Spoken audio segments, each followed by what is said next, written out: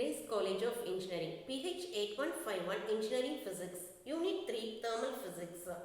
Here we are going to see the topic thermal conductivity and how to determine thermal conductivity using Forbes and Least disk method. First, let us see what is thermal conductivity. Let us consider a metallic rod of cross-sectional area A. ஏங்கிற area இருக்கக்கூடிய ஒரு metallic rod எடுத்துக்கிறோம். அதோடைய 2 எண்ட்ஸ்லையும் இருக்கக்கூடிய temperature, one எண்டில் இருக்கக்கூடிய temperature take it as θ1 and another எண்டில் இருக்கக்கூடிய டெம்பரேச்சர் டேக் இட் அஸ் θ2. இந்த θ1 அப்படிங்கிற temperature it should be greater than θ2வாக இருக்கணும். ஸோ ஹீட் வந்து இப்படி ஹையர் டெம்பரேச்சர்லேருந்து லோயர் டெம்பரேச்சர் நோக்கி ஃப்ளோ ஆகும். இந்த ராடோடைய 2 எண்ட்ஸ்க்கும் இடையில இருக்கக்கூடிய டிஸ்டன்ஸை let us take it as x. When the steady state is reached, the quantity of heat conducted is directly proportionate to area, temperature difference and time of conduction. Already we have seen about steady state. Steady state னானது ஒரு particular temperature அப்புறம் அதில் என்ன இருக்காது, அது நீங்கள் எவ்வளோ தான் heat பண்ணாலும் அது எனர்ஜி அது இன்க்ரீஸ் ஆகாது, அதே இடத்துல அப்படியே நின்றும். இப்போ ஃபார் எக்ஸாம்பிள் 65 டிகிரி சென்டிகிரேட்னா அந்த 65 டிகிரி சென்டிகிரேட்லேயே ரொம்ப டைம் இருந்துச்சுன்னா that we have to call it a steady state temperature. So இந்த இடத்துல ஹீட் ஃப்ளோ பண்ணுறது எதுக்கெல்லாம் ப்ரொபோர்ஷனேட்டாக இருக்கும் அப்படின்னு சொல்லிட்டு பார்த்துருக்குறோம். And also it is inversely proportionate to distance between two ends. Q inversely proportionate to x, 1 by x. இப்போ இந்த thermal conductivityல எவ்வளோ ஹீட் கண்டக்ட் பண்ணுறது அப்படிங்கிற அந்த directly proportionality, inversely proportionality எல்லாத்தையும் என்ன பண்ண போகிறோம், you have to combine it and write the equation as Q directly proportionate to A θ1 minus θ2 into T by x. Proportionality போட்டோம்னாலே அதை ரிமூவ் பண்ணுறப்ப என்ன போடுவோம், ஈக்குவல் டு போட்டுட்டு கான்ஸ்டன்ட் போடுவோம். அந்த கான்ஸ்டன்ட் பேர் proportionality constant. Here we are calling that constant as coefficient of thermal conductivity. இந்த coefficient of thermal conductivity K. So இந்த K தான் நம்மளுக்கு தேவை. So K left hand side எடுத்துக்கோ, இந்த terms right hand side. So we can order the formula as K is equal to Qx by AT θ1 minus θ2.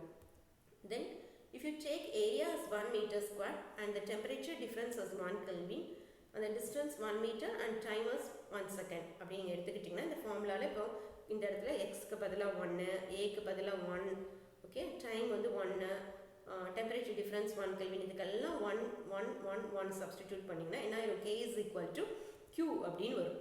So we can write the formula as K is equal to Q and the definition you can write it as coefficient of thermal conductivity can be determined as the heat conducted per second per unit area per unit temperature gradient at the steady state.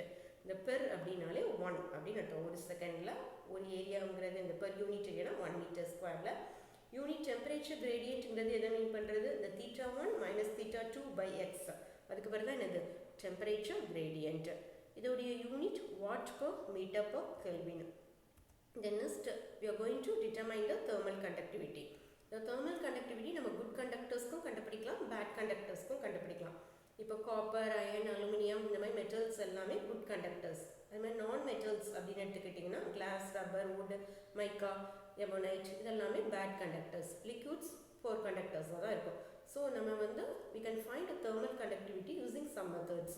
அதில் ஒரு மெத்தடுக்கு பேர் shears method, that is for good conductors. Forbes method also for good conductors, Least disk method for bad conductors, Lee and Chaltens disk method for bad conductors. இதில் நம்ம சிலபஸில் இருக்கக்கூடியது Forbes method and Least disk method. இந்த ரெண்டு method பற்றி தான் நம்ம என்ன செய்ய போகிறோம், இந்த கிளாஸில் பார்க்க போகிறோம். First let us see Forbes method. Forbes methodல we can find the thermal conductivity of good conductors. இதோடைய பிரின்சிபல் அப்படின்னு பார்த்தீங்கன்னா ஸ்டெடி ஸ்டேட் அட்டைன் பண்ணதுக்கப்புறம் எவ்வளவு ஹீட் அந்த பாரில் பாஸ் ஆகுதோ அந்த அளவு, the quantity of heat passing in that metallic bar is equal to quantity of heat lost by radiation by the remaining part of the bar. அந்த பார்ல எவ்வளோ ஹீட் பாஸ் பண்ணுதோ அந்த அளவு எதுக்கு ஈக்குவலாக இருக்கணும், எவ்வளோ ஹீட் லாஸ் ஆகுதோ ரேடியேஷனால் அதுக்கு ஈக்குவலாக இருக்கணும். ஸோ இதோடைய தியரி பார்ட் பார்க்க போகிறோம். First let us consider metal bar. Okay, BC அப்படின்னு அந்த எண்டை எடுத்துக்கோங்க. அதில் இடைக்குள்ள என்ன செஞ்சுக்கோங்க, ஹியர் வி ஆர் டேக்கிங் ஒரு ஸ்மால் பார்ட் திக்னஸ் dx இருக்கக்கூடிய ஒரு சின்ன பகுதியை கன்சிடர் பண்ணிக்கிறோம். அதோடைய டிஸ்டன்ஸ் x, இங்கேருந்து இருக்கக்கூடியதை L அப்படின்னு எடுத்துக்கோ. ஹீட் வந்து இப்போ இங்கே ஒரு ஹீட்டர் மூலமாக இல்லை ஸ்டீம் சேம்பர் மூலமாக we can heat it. அப்போ ஹீட் வந்து என்ன ஹையர் டெம்பரேச்சர்லேருந்து அப்படி லோயர் டெம்பரேச்சர் நோக்கி ஹீட் வந்து ஃப்ளோ ஆகும். So here we have to find the quantity of heat flowing per second across a B at a distance x. அந்த xங்கிற டிஸ்டன்ஸில் Bங்கிற இடத்துல எவ்வளவு ஹீட் ஃப்ளோ ஆகுது அப்படிங்கிறத நம்ம கண்டுபிடிக்க போகிறோம். யூஸ்வலாக குவான்டிட்டி ஆஃப் ஹீட்னாலே க்யூங்கிற லெட்டர் யூஸ் பண்ணுவோம். அட் பிங்கிறனால QBன்னு போட்டிருக்கோம். நம்ம ஏற்கனவே ஃபார்முலா பார்த்தோம். இல்லை KA ஆக்சுவலாக இதில் எப்படி இருக்கும்னா ஃபார்முலா T இருக்கும். இந்த இடத்துல Tக்கு பதிலாக தான் நம்ம என்ன போட்டிருக்கோம் per second. So 1 second. அப்புறம் θ1 - θ2 by xன்னு இருக்கும். அது டெம்பரேச்சர் கிரேடியன்ட். அந்த டெம்பரேச்சர் கிரேடியன்ட் நம்ம இங்கே எப்படி எழுதிக்கோம், dθ by dx at bன்னு சொல்லிட்டு எழுதிக்கோம். Take this is equation number 1. And then ஒரு அதர் எண்டு லோயர் டெம்பரேச்சராக இருக்கும். அதில் ஹீட் வந்து எனக்கு லாஸ் ஆகுது. ஸோ அந்த எண்டு அந்த திக்னஸ் dxன்னு எடுத்துக்கோங்க. அப்போ ஹீட் எவ்வளோ லாஸ் ஆகுதுன்னு பார்க்கணும். இப்போ நம்ம குவான்டிட்டி ஆஃப் ஹீட்னா Q, லாஸ் ஆகிறதுனால L, QL. இந்த ஹீட் லாஸ் ஆகிறதுக்குரிய ஃபார்முலா என்னென்னா mass into specific heat capacity into rate of fall of temperature. First let us find mass. நம்ம மாஸ் கண்டுபிடிக்கிறதுக்கு ஒரு ஃபார்முலா படிச்சிருக்கோம். Density is equal to mass by volume. அந்த density is equal to mass by வால்யூமில் mass is equal to எப்படி எழுதிக்கலாம், volume into density. இங்கே வால்யூம்ங்கிறது என்னது, ஏரியா இன்டூ அந்த distance, thickness dx, a dx. density you can take it as rho. S க்கு பதிலா specific heat capacity. rate of fall of temperature க்கு பதிலா என்ன போட்டுக்கலாம், dθ by dt. இப்போ இந்த ஃபார்முலால சப்ஸ்டிடியூட் பண்ணுங்க. QL மாஸ் க்கு பதிலா என்ன போடணும், a dx rho. specific heat capacity க்கு பதிலா S and rate of fall of temperature க்கு பதிலா dθ by dt. take this as equation number 2.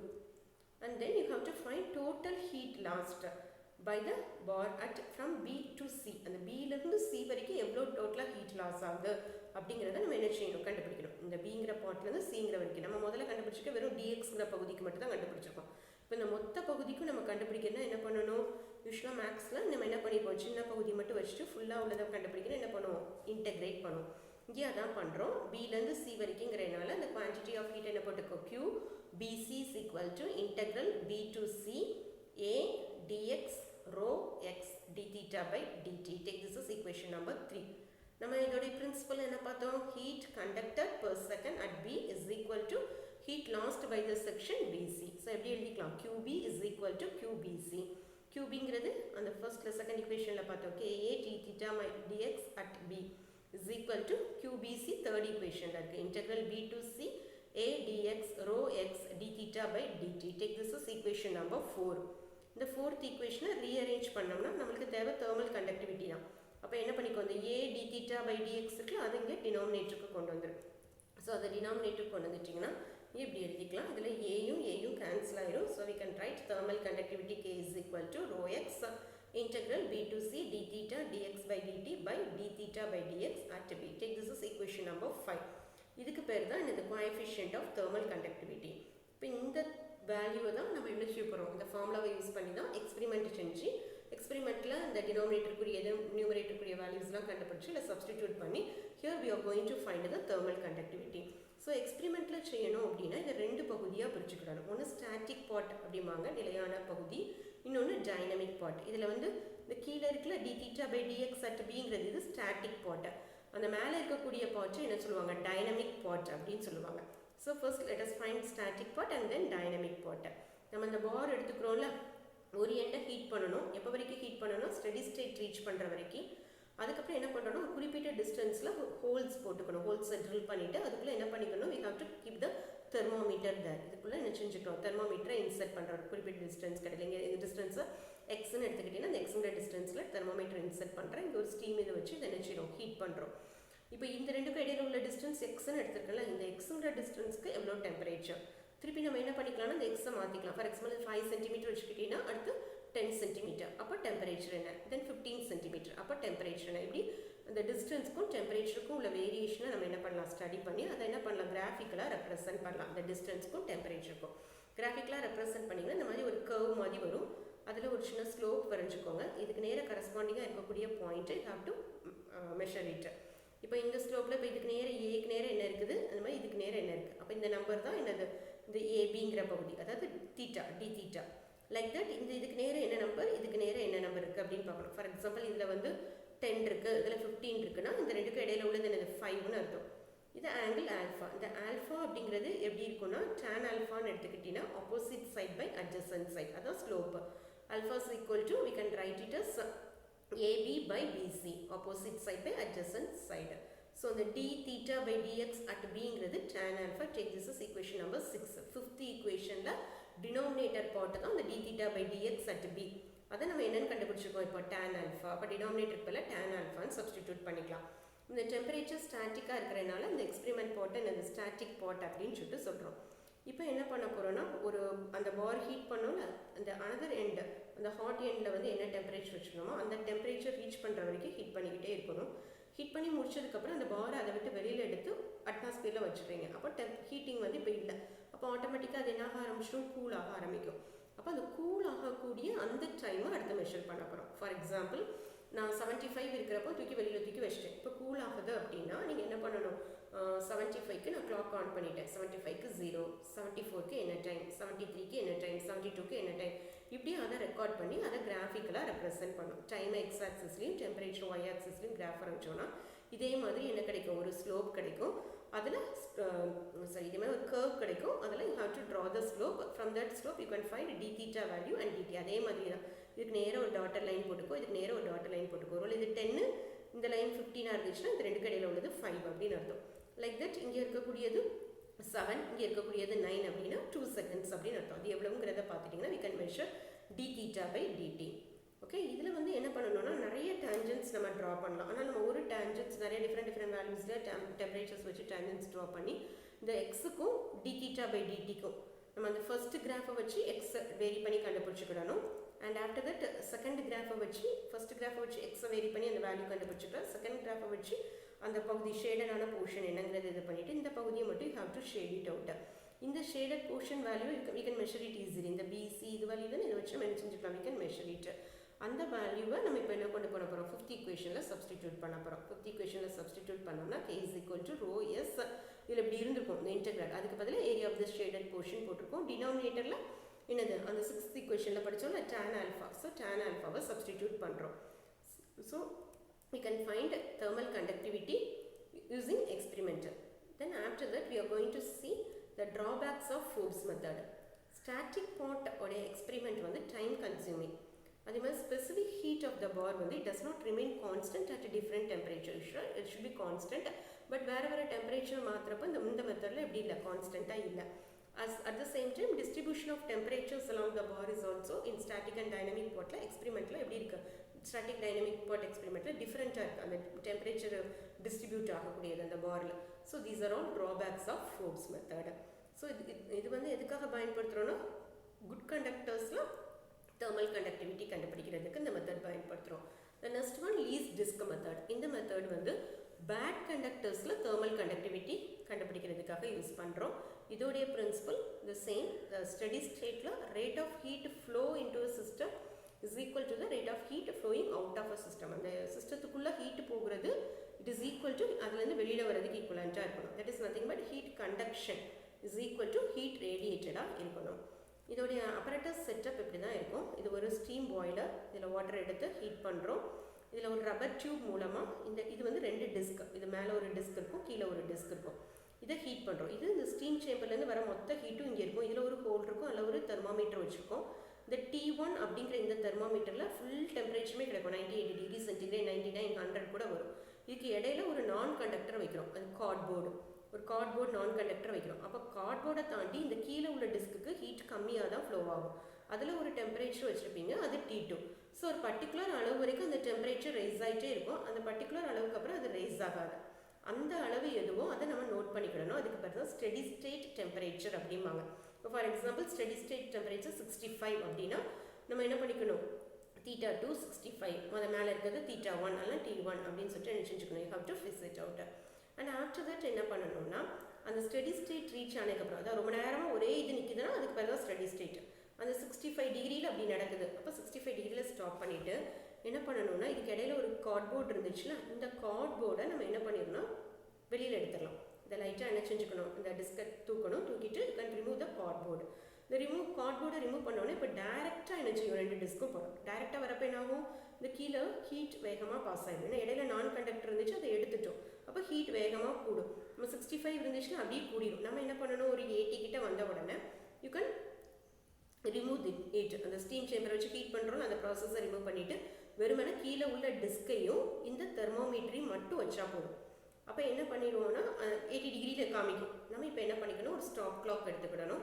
அந்த ஸ்டாப் கிளாக்ல 80 டிகிரிக்கு டைம் டேக்கன் என்ன, ஓகே 17 அதாவது என்ன நம்ம வந்து ஸ்டெடி ஸ்டேட் எடுத்துக்கிறோமோ அந்த ஸ்டெடி ஸ்டேட்லேருந்து இப்போ ஃபார் எக்ஸாம்பிள் ஸ்டெடி ஸ்டேட் 65 டிகிரின்னு எடுத்துக்கிறோம்னா அதுக்கு ஒரு 5 டிகிரி மேலே ஒரு 5 டிகிரி கீழே. இப்போ 65னா 70லேருந்து 60 வரைக்கும் நம்ம என்ன செஞ்சுக்கலாம், we can take the readings. Okay, so இதுதான் நான் இப்போ சொன்னேன். ஸ்டீம் சேம்பர், மெட்டல் டிஸ்க், அதோடைய திக்னஸ் D, தெர்மல் கண்டக்டிவிட்டி அதில் கண்டுபிடிக்க போகிறோம். மேலே உள்ள ஸ்டீம் சேம்பரில் உள்ள தெர்மோமீட்டர் T1, மெட்டல் டிஸ்கில் உள்ள தெர்மோமீட்டர் T2. ஓகே, தென் ஸ்டீம் பாஸ் பண்ணுறோம். ஸ்டெடி ஸ்டேட் டெம்பரேச்சர் மேலே ஸ்டீம் சேம்பரில் இருக்கிற θ1 அது 98, 92, 99 அந்த மாதிரி இருக்கும். கீழே இருக்கக்கூடியது θ2 அது ஒரு 65 டிகிரி இருக்குது அப்படின்னு சொல்லிட்டு வச்சுக்குவோம். இப்போ ஸ்டெடி ஸ்டேட் அப்டைன் பண்ணக்கூடிய கண்டிஷன் என்ன பார்த்துருக்கோம், நம்ம அமௌண்ட் ஆஃப் ஹீட் கண்டக்ட் பண்ணுறது equal to amount of heat radiated. So amount of heat கண்டக்டடுக்கு உள்ள ஃபார்முலா எழுதிக்கோங்க. நம்ம ஏற்கனவே படித்த ஃபார்முலா தான். Q is equal to KA θ1 minus θ2 by Xன்னு எழுதணும். இந்த இடத்துல Dன்னு திக்னஸ் எடுத்துருக்கனால D எழுதியிருக்கோம். அப்புறம் இன்டூ T வரும். இங்கே டைம் டேக்கன் வந்து 1 செகண்ட், அதனால் என்ன பண்ணியிருக்கிறோம், Tயை வந்து போடலை. இதை take it as equation number 1. இப்போ எவ்வளோ லாஸ் ஆகுது அப்படின்னு பார்க்கணும். லாஸுக்குரிய quantity Q is equal to mass specific heat capacity into rate of cooling MSR. இந்த ரெண்டையும் நம்ம என்ன பண்ணணும், ஈக்குவேட் பண்ணணும். இந்த டிஸ்க் வந்து சர்க்குலர் ஃபார்மில் இருக்குது. கார்ட்போர்டையும் இப்படி சர்க்குலராக தான் கட் பண்ணி நம்ம உள்ளே வைப்போம். அதோடைய ஏரியா வந்து πr². ஸோ என்ன பண்ணிக்கலாம், ஏரியாவுக்கு பதிலாக இப்போ சப்ஸ்டிடியூட் πr² இது பண்ணிவிட்டு இதில் நம்மளுக்கு தெர்மல் கண்டக்டிவிட்டி K தான் வேணும். So K is equal to MXRD by πr² θ1 minus θ2 watt per meter per Kelvin. இதுதான் பேர்ட் கண்டக்டருடைய தெர்மல் கண்டக்டிவிட்டி கண்டுபிடிக்கிறதுக்குரிய ஃபார்முலா. தென் கார்ட்போர்டை ரிமூவ் பண்ணுறோம். ஸ்டீம் சேம்பரை டைரெக்டாக வைக்கிறோம். ஒரு 10 டிகிரி டெம்பரேச்சர் ரீச் ஆனதுக்கப்புறம் 65 ஸ்டெடி ஸ்டேட்டுன்னு சொன்னால் ஒரு 75 வந்ததுக்கப்புறம் எல்லா ப்ராசஸையுமே ரிமூவ் பண்ணிவிட்டு வெறுமனே அந்த டிஸ்கையும் ஒரு தெர்மோமீட்டர், இந்த செகண்ட் தெர்மோமீட்டர் மட்டும் நம்ம வச்சிட்டோம்னா அப்படியே கூல் ஆகும். அந்த கூல் பண்ணக்கூடிய ரீடிங் எடுக்கணும். இப்போ 65 நான் சொன்னேன்னா அப்போ 70லேருந்து 60 வரைக்கும் ரீடிங் எடுக்கணும். 70 வைக்கிறப்போ நம்ம கிளாக் ஆன் பண்ணிட்டோம்னா 70க்கு 0. ஓகே, அண்ட் அந்த 70க்கு 0 அப்படின்னா இதான் டெம்பரேச்சர் 70க்கு நேராக 0 பிளாட் பண்ணிக்கிடணும். அப்புறம் 69க்கு என்ன டைம், அப்படி ஒவ்வொரு டைமாக 68க்கு என்ன டைம், 67க்கு என்ன டைம், ஒவ்வொரு டைமாக நோட் பண்ணி அதை கிராஃபாக ட்ரா பண்ணிவிட்டு அதிலிருந்து என்ன பண்ணிக்கணும், இப்போ 65 தானே θ2ன்னு சொன்னோம், அந்த 65க்கு 1 டிகிரி மேலே 1 டிகிரி கீழே எடுத்துக்கோ. இப்போ 65 66 இங்கே 67, 66க்கும் 67க்கும் இடையில என்ன பண்ணிக்கிடணும், ஒரு ஸ்லோப் ட்ரா பண்ணி அதுக்கு கரஸ்பாண்டிங்காக டைம் என்ன அப்படின்னு கால்குலேட் பண்ணும். நான் அப்போதே சொன்ன மாதிரி தான், ஒருவேளை இது 10 இது 15 அப்படின்னா இது ரெண்டுக்கும் இடையில 5 செகண்ட். இது நம்ம 1 அப்படி தானே, இதில் இங்கேருந்து 1 இங்கேருந்து 1 எடுக்கிறோம். θங்கிறது இட் இஸ் ஈக்குவல் டு அங்கே 1 இங்கே 1 அப்படிங்கிறதுனால 1 ஆட் பண்ணி 1 மைனஸ் பண்ணுறோம். அப்போ 2 டிகிரி சென்டிகிரேட் இருக்கும். ஸோ அதை வேல்யூவை சப்ஸ்டிடியூட் பண்ணால் you can get the answer. இதில் வந்து என்ன பண்ணணும்னா அந்த கேபிட்டல் ஆர்னு ஒன்று இருக்குதுல்ல, அந்த கேபிட்டல் ஆர் மட்டும் நம்ம கண்டுபிடிக்கணும். தட் இஸ் கேபிட்டல் ஆருங்கிறது ரேட் ஆஃப் கூலிங். இந்த ஆரை இப்போ நம்ம என்ன பண்ண போகிறோம்னா கால்குலேட் பண்ண போகிறோம். இந்த ரேட் ஆஃப் கூலிங் கண்டுபிடிக்கிறதுக்கு ரேடியேஷனில் பாட்டம் சர்ஃபேஸ் ஏரியா எடுத்துக்கிறோம் அண்ட் டிஸ்கில் வந்து கர்வ்டு சர்ஃபேஸ் ஏரியா எடுக்கணும். அது πr² ஃபார்முலா அண்ட் CSAக்கு curved surface area 2πRH. Total area நம்மளுக்கு வேணும் ரேடியேட் ஆகுறது, அதனால் ரெண்டையும் ஆட் பண்ணிக்கிறோம். பையும் ஆரும் common, so you can take it πr as common, R plus 2h. உங்களுக்கு தெரியும் டிஸ்கோடைய ஹைட் h, ரேடியஸ் r. இதை கண்டுபிடிக்கிறதுக்கு vernier calliper screw gauge use பண்ணி we can find it out. Second பார்ட்டில் வந்து டிஸ்கில் உள்ள மொத்த ஏரியாவும் ரேடியேஷனாக எமிட் ஆகுது. அப்போ அதில் மேலே உள்ள டிஸ்க் கீழே உள்ள டிஸ்க், ஸோ 2πr², கீழே உள்ள பகுதி தான் இந்த curved surface area, so 2πRH. So 2πr காமனாக எடுத்துக்கிட்டிங்கன்னா ப்ராக்கெட்டுக்குள்ள r ப்ளஸ் ஹைட்னு இருக்கும். ஸோ ரேட் ஆஃப் கூலிங் வந்து it is directly proportion to the surfaces. So அதை ரெண்டையும் ஈக்குவேட் பண்ணிங்கன்னா you can write like this, r by dθ by dt is equal to அந்த ரெண்டு equation இப்போ எழுதணும்னு அதை போட்டுக்கோங்க. பையும் ஆரும் கேன்சல் ஆயிரும். ஸோ ரிமைனிங் டேர்ம் எடுத்து எழுதிக்கோ. ரேட் ஆஃப் கூலிங் r தான் வேணும். So dθ by dt cross multiply பண்ணிடு. பண்ணதுக்கப்புறம் அந்த தேர்ட் ஈக்குவேஷன் தெர்மல் கண்டக்டிவிட்டி கண்டுபிடிச்சோம்ல கே, அந்த ஈக்குவேஷனில் இதை சப்ஸ்டிடியூட் பண்ணோம்னா we can find the thermal conductivity of the material, coefficient of thermal conductivity. We can find it out using least disk method. Okay, so நம்ம இதில் thermal conductivity னா என்னன்னு பார்த்துருக்கோம், Forbes method பார்த்துருக்கிறோம், then least disk method பார்த்துருக்கிறோம். Thank you.